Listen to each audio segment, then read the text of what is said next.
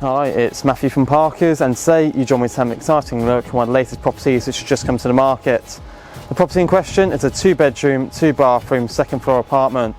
Built in 2021, the property has a modern aspect such as the open plan kitchen and living area, main bedroom with an ensuite, and a further bedroom and family bathroom.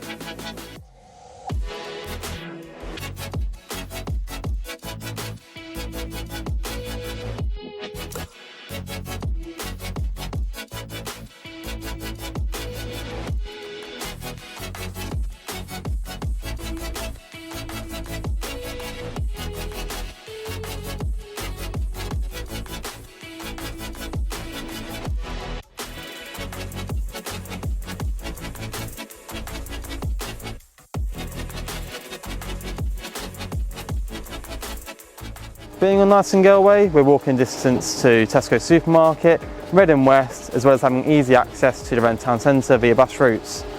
Properties come to the market for $335,000, so if you'd like to find out more information or book a viewing, please contact us on the details to follow.